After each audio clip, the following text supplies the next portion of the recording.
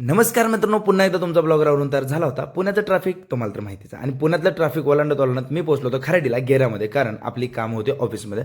So ऑफिसमधली कामं उरकायच्या आधी बघितलं की ऑफिसमधली सगळी जेवत बसलेत. आपलेच मित्र आहेत, सोडा काय विषय नाही. प्रथमेश देखील तिथं आला होता आणि आपली जी काही कामं होती ती आधी उरकून घेतली. त्यानंतर निघालो होतो आपल्या पंढरपूरच्या दिशेने, पण आपली पंढरपूरची काही मित्र पण भेटले हडपसरला, त्यांना पण घेतलं गाडीत आणि पोहोचलो होतो आपल्या पंढरपूरमध्ये. आणि आज आहे माझ्या गावच्या यात्रेचा शुभारंभ. म्हणजेच काय तर आमचा जो देव आहे तो प्रस्थान करतो विजापूरकडे आणि त्याचीच आरती चालू होती. आरती झाल्यानंतर मस्तपैकी रूढी परंपरा पाळत आमचा देवता आणि फुलकरी हे जाणार आहेत चालत विजापूरकडे. आणि त्यानंतर येताना आपण देवाची पाठी असते ज्याच्यामध्ये देवाच्या लग्नाचं साहित्य असतं असं म्हणतात, आणि या सगळ्या गोष्टी घेऊन येतो. मस्तपैकी एन्जॉय करत चालूच होता. त्यासोबतच एंड अशी मसाल फिरवली पायाखालून आणि अशा अनेक खेळ बघत आता आपला देव हा प्रस्थान करणार आहे विजापूरकडे. आजपासून आमच्या गावच्या यात्रेचा शुभारंभ होतो आणि खूप साऱ्या रूढी परंपरा असतात. पाटील साहेब देखील मसाल घेऊन उभारले, तुम्ही बघू शकता. रोहननं सगळ्याला भंडारा लावलेला आहे. सगळ्या सूचना दिल्या गेल्या यात्रेबद्दल आणि यात्रेला आजपासून आमचा शुभारंभ झाला.